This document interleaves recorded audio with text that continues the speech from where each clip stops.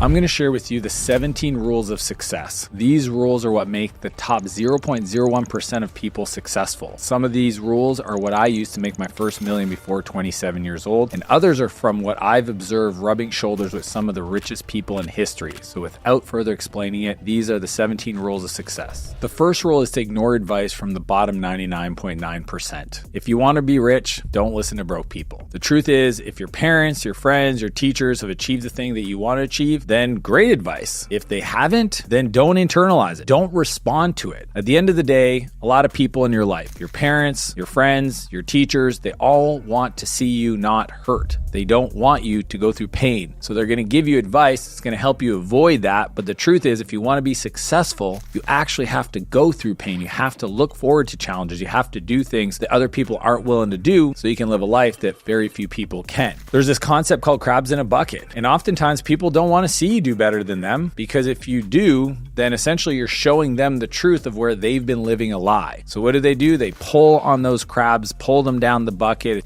they stay stuck. This is what happens oftentimes in small communities, in small towns, in certain countries. That is just the default behavior towards people that are trying to win and be successful. So don't be upset, just don't pander to it. Find people that have done it before and ask them for the advice. Get the support from them. Asking people that have never done the thing you want to do what you should do with your life is not a winning strategy. Which brings us to number 2, which is the results you're looking for is in the work you're avoiding. A long time ago, I decided to do this crazy thing called the 12-hour challenge. Essentially what you do is you start in the morning and you walk for 12 hours in a row. Some people might hear that and go like, that doesn't sound too crazy. Let me tell you what happens around hour 8, 9, and 10. Your body was not designed to walk for that long, to stand up straight for that long, and your muscles start to fatigue and wear down, and the pain and the muscles and the tension, honestly, almost like doing a full distance marathon or a half Ironman. I've done both and it hurt. But here's what's crazy. During that walk, I'd given myself a bunch of prompts, and one of them was, the cave you fear to enter most holds the treasure that you seek. It's a Joseph Campbell quote. And I was thinking about this the whole walk, and I would just meditate around, what cave do I fear to enter most? What conversations do I fear? What work do I fear? What decisions do I fear? What strategies scare me? What am I worried I'd have to sacrifice on the back end of a decision? I just kept meditating and thinking about this question, and all of a sudden I started getting all these input, these flashes of like, you need to talk to this person and close down that thing. You need to make a decision around this. And I just started writing everything down in my journal. That 12-hour walk, even though it was grueling physically, it was some of the most enlightening thoughts and energy and work that I'd done on myself, because it was kind of crazy. For the first time in my life, I took a day to myself to just walk and be with my thoughts. And that was a beautiful experience. So pains and challenges are actually meant to shape you. You don't walk away from them. You don't fear them. You don't pretend like they're not there. You actually want to enter that cave. Most people avoid the hard work because they're scared at what it's going to require. Most people don't want to do or make those decisions because they've made up stories about the sacrifices that they would have to make to achieve. In the achievement, there's a new level of success that they're scared they're going to have to uphold. And they would rather stay small where it's comfortable and there's nothing scary about that than actually expand and achieve stuff that's bigger and be more successful, because then now you have something to lose. That scares people. Most people are more afraid of their power and their potential than they are of staying the same. Which brings us to number 3, which is simple scales, complex fails. It's one of my favorite concepts in business, because what's easy is adding a ton of complexity to a business. You know, Elon Musk talks about this all the time when it comes to engineering. He says, you should be removing so many parts when you're building the next iteration of your product that it doesn't work. And you'll have to add 10 to 20% back to actually make the solution, because what's easy over time is to create complexity. It's interesting because I see people lie to themselves in life all the time. You know, I have a friend that is a home builder, and, you know, he's like, I'm trying to scale my home building business. And I said, well, cool, you just sell more houses. And he's like, yeah, but it's not that easy because I got a team and I've got all these different demands on my time, and I'm trying to find ways to get my time back to scale my business. And I said, what do? I mean, you sell houses, so you just build houses. He's like, well, we also do lease build outs and we do renovations for people, and we're working on some new multi-unit projects. And I laughed. I said, you think you're you're being simple by focusing on construction, but you actually have 4 different businesses that you're pretending are just one. Each one of those businesses could be a 10 million plus a year business, but because you have all 4, you don't have time to make any one of them a great business. So understand this. It's so easy to make something complex. It's hard to keep something simple. Every time you add something, it starts with negative value, meaning that just having it in your business, it has a negative impact. The customers are confused because it's another option. It's another thing your finance team has to manage. Your customer support team needs to know about it. You got to deliver it. The salesperson's selling it. So every time you add something, it starts with negative value, which means it has to be so important, so valuable that it overcomes that negativity. So think about what you can remove in your business. You'd be surprised how you could probably get rid of about 60 to 70% of the things you sell, the services you offer, the features and benefits, and most customers wouldn't even notice, but you'll make more money. Which brings us to number 4, which is to spend money to save time, not time to save money. See, growing up, I watched my dad do this all the time. He would drive around and mow lawns at different apartment complexes he owned because he'd rather do it himself. He knew it got done right, and he saved the money by paying somebody else to do it. The challenge is then he didn't have the time to actually go look at more real estate deals. He didn't have the time to be there with his kids, especially on a weekend when he was doing this kind of work. Looking back, I understood why he did it, but I also saw opportunities for him to have done more. Broke people spend time to save money. I mean, I've seen people, drive for 20 minutes to go to Costco to save 10 cents on gas, not realizing how valuable their time is, and they could have just paid a little bit more, got that 20 minutes back, and then used that to go become more valuable. The most successful people I know protect their time. They spend money to buy back their time, invest that time to become better, choosing goals to grow them with that new time. Business and life is all about trying to find ways to create leverage. If you're too busy doing it, you're not going to have the time to expand and grow who you are. Which brings us to number 5, which is 80% done by somebody else is 100% freaking awesome. I talked about this so many times in my book, Buy Back Your Time. Here's the big idea. Anybody else that does something for you, even if it's 80% as good as you, saves you that time that you can go do things that light you up that only you can do. And I hear this all the time. I coach a bunch of entrepreneurs and they say, but Dan, my employees can't do it as good as me. And I don't disagree. They probably can't because they're not you, but they can at least do it to a level that gets the job done. And then you take that time and go spend it on things that make you way more money than paying that person that hour to do the thing you didn't want to do in the first place. Because you will only scale as fast as your ability to delegate. Most people with small businesses don't know how to delegate. They need to do everything. They need to have their finger on the pulse. They're double checking everybody's work. They're hiring people and telling them what to do, essentially doing their job. What's the whole point? So I came up with this thing called the 10-80-10 rule, especially for the creatives. The philosophy I have is the first 10% of a new project, I want to be involved. I want to provide some input, some strategies, some resources. That's the first 10%. The next 80%, the person is going to go do the project. They're going to start creating. They're going to go do some research. They're going to learn. And then once they actually get everything kind of done,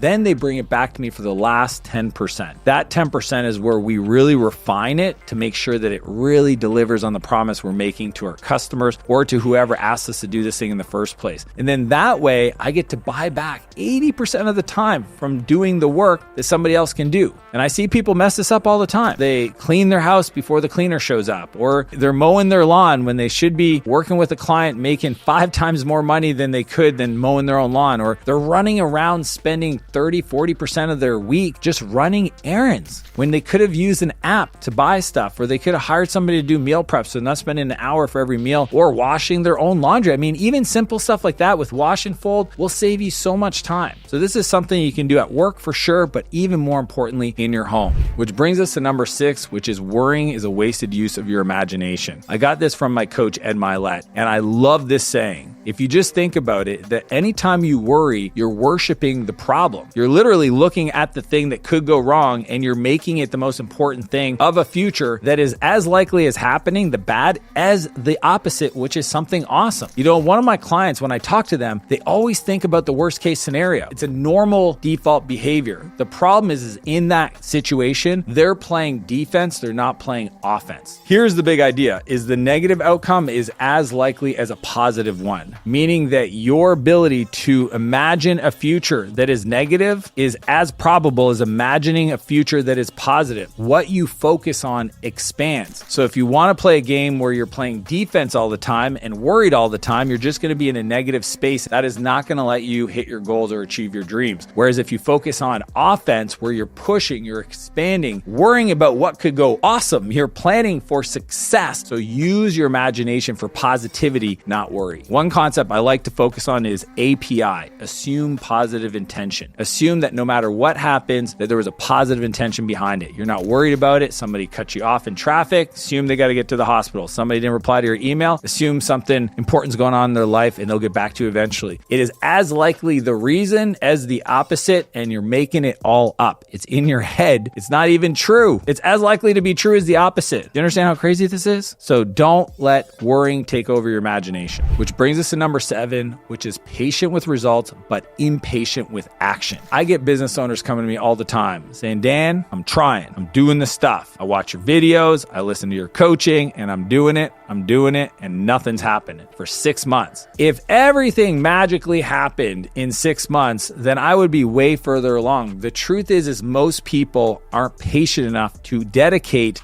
a decade or effort to what they want to create. They said, if I'm not a millionaire within 6 months, there must be something wrong. And the truth is you can't make a baby in 1 month with 9 women. Some things take time. Some things require consistency over long periods of time. And most people are just not willing to be dedicated for that long. That doesn't mean you should slow down. I want you to take action consistently, be impatient with your action, but be willing to go long periods of time without seeing any results. It's the people that can do that win the biggest in life. Which brings us to number 8, which is begin with the end in mind. I first read this in an incredible book called Good to Great by Jim Collins. It's like if you were climbing the ladder of success and you actually got to that destination, if you didn't plan for what it looked like, you might find out that the ladder is leaning against the wrong wall. And I see this happen all the time where people give up their relationships, their health, their mental stability, all for this achievement of success, not realizing that once they get there, it doesn't feel good. They're climbing a ladder leaning against the wrong wall. And then what do you got to do? You literally have to climb all the way down that ladder, grab it across the room, and lean against a new wall so you can start that process all over again. The most successful people I know start with the end goal. They literally say, what's the outcome we want to achieve? And then how do we work backwards to achieve that goal? They break it down into very clear projects that will allow them to hit that outcome. Which brings us to number 9, which is to be blissfully dissatisfied. I also got this from my coach, Ed, because it's one of his favorite things to teach his clients. The idea that you can't be incredibly grateful for what you have and in the same breath know that you are here to create more, to do more, to become more, that's just silly. Some people say to me, they go, I want to do this, but I feel selfish if I go after this goal. And I go, interesting. Are there people in the world that have more money than you? Yes. Do you think they're evil? Absolutely. You can get mad at them, but if they're not doing good with their money and you think there's better ways for them to use that money, go make money. Go be rich. Wanting more isn't bad. And I think that's what holds people back. Most people are scared to want more because they think in wanting more that they don't appreciate what they have. Separate those things. Those are completely different. I can be ridiculously grateful for everything right now. I can say I get to, I don't have to. I can have that mentality and in the same moment understand that I'm here to do great with my life.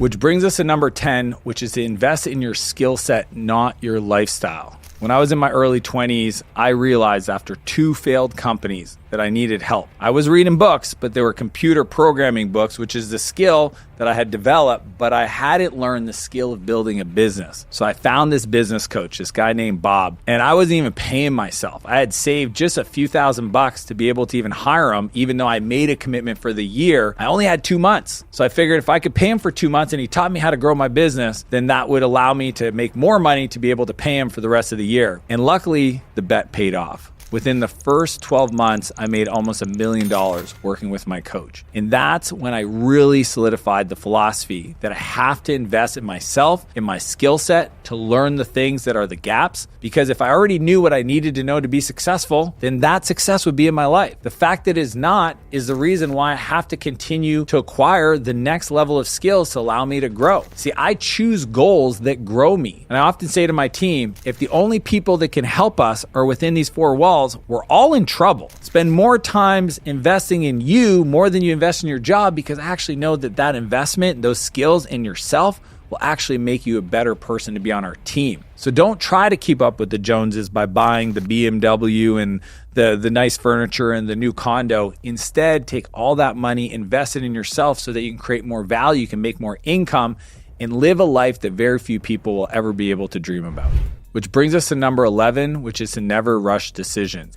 Back in the day, I was looking at an investment opportunity. Essentially, I could buy these homes in Detroit. And a guy approached me at an event and said, hey, your minimum purchase is 10 homes. It's $100,000. Called my brother. He was into real estate. I was like, hey, man, you want to buy these homes? He's like, sounds crazy, but sometimes things that look too good to be true aren't. So I decided to say yes. And it happened within a matter of hours. We wired the money. We became owners. They managed the property. We didn't think too much about it. A year later, we hadn't gotten any checks from these homes. Well, essentially, they ended up being condemned homes. We moved way too quick to make a decision. Here's what I've learned about that since then. Anytime you have a big decision to make, slow it down, make a list of things that need to be true for you to decide to move forward, sleep on it at minimum, and work through that process. I'm not saying don't make any quick actions. You want to take action to verify an idea, an investment, making a decision, but you don't want to sit there analysis paralysis. You want to look at it and say, what's the risk return? Use the end in mind to make your decisions. The top entrepreneurs in the world, Elon, Steve Jobs, Bezos, were meticulous with their decisions, but you don't want to make it without the information, and you don't want to make it too quick. You want to take action quickly and decisions slowly. Which brings us to number 12, which is invert your questions. And I first got this from Charlie Munger. He has this great quote that says, invert, always invert. The idea is this: most people can't tell you what they want in life, but if I ask them what do they not want, they can make a list of all the things they don't want. So the cool part is your brain has an easier time trying to find the negative. So what you do is you ask the negative and then do the opposite. How can I guarantee to make money? Well, ask yourself, how can I guarantee staying broke? Be lazy and don't improve myself and eat like crap, then those things would probably cause me to stay broke. Perfect. Do the opposite. See, as humans, we're a lot more inclined to find the negative. Inverting it, it'll give us the path to find the positive things we should do to get those results. Which brings us to number 13, which is play to win, don't play not to lose. So I have these people that are always saying to me, I've got this strategy to save on taxes, or I've got this really sneaky way to not pay vendors. I get that. But my whole philosophy is, instead of trying to focus on contraction, I want to focus on expansion. I want to focus on how do I make more money. I literally have friends that have uprooted their whole family, their whole living situation, their relationships to move to a country to save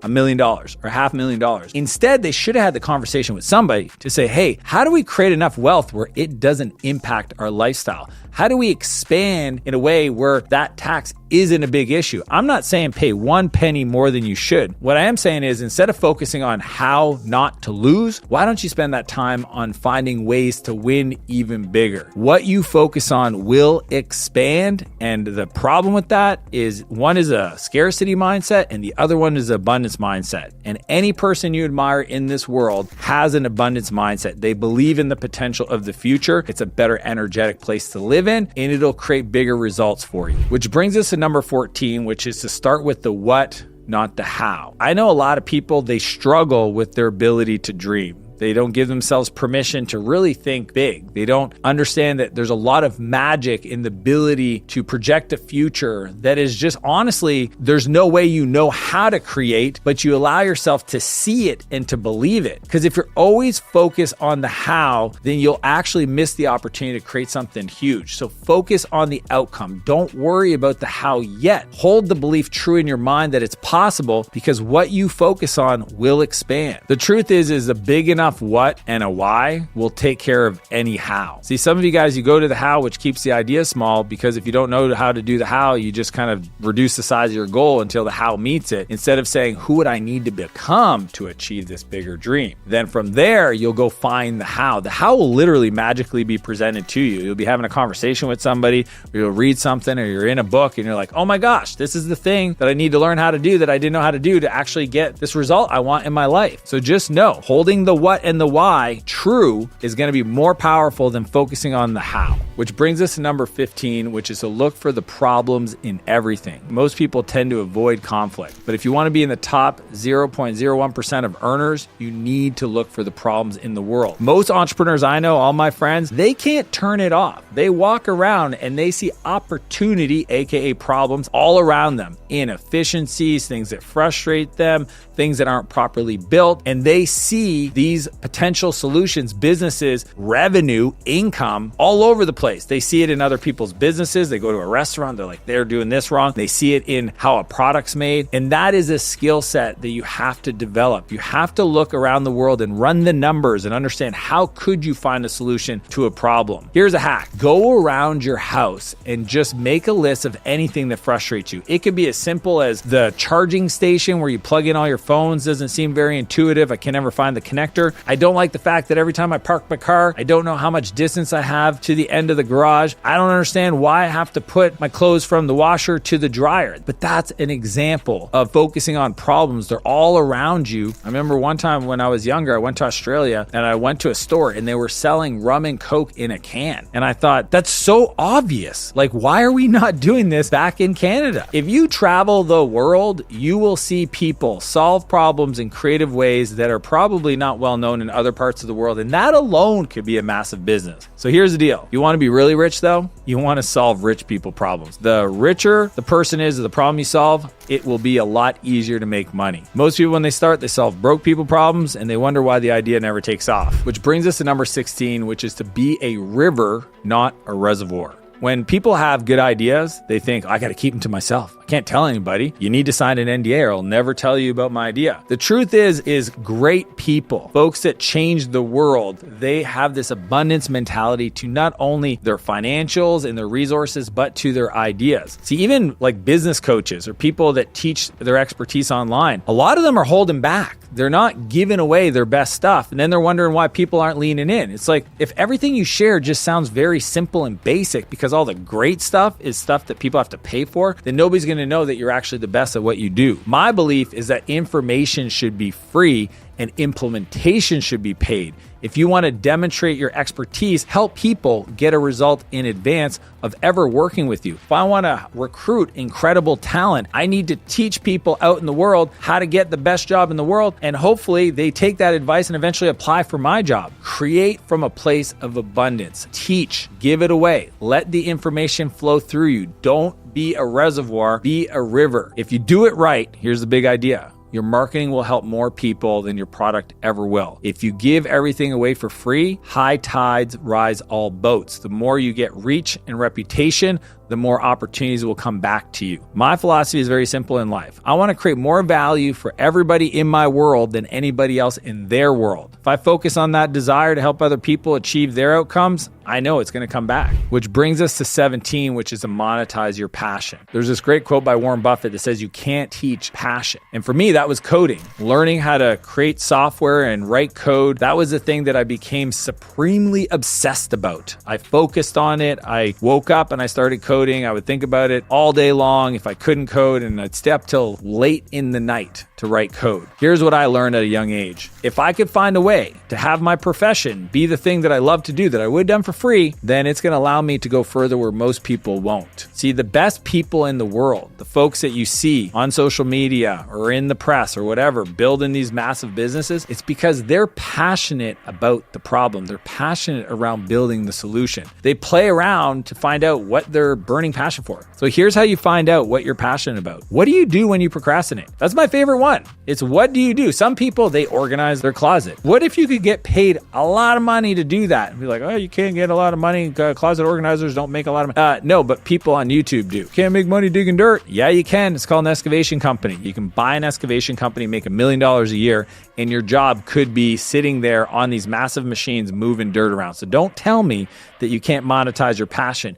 You haven't figured out how to because you haven't leaned into it. If it feels like fun, is it really work? When I travel the world with people I admire, doing cool stuff, creating content, having fun conversations, building this empire, if that's work, Sign me up all day long. I mean, I don't want to brag, but most of the time I'm doing meetings on the back of my boat, wake surfing. I'm having chats with people. I'm responding to text messages in between runs on my mountain bike. I'm shooting content with my buddy, driving around in supercars. If that is work, then awesome sauce. And the cool part is it's available to every one of you. And just because you don't have the belief today doesn't mean it isn't true. So here's the big idea. Only do things that light you up. Find ways that you can get paid to do those things over and over and over again and become obsessed with it. Because at the end of the day, success is self-defined. So if you love everything you do in a day, you've already achieved success. Those are the 17 rules of success. If you want to learn how I brainwash myself to success, click the link and I'll see you on the other side.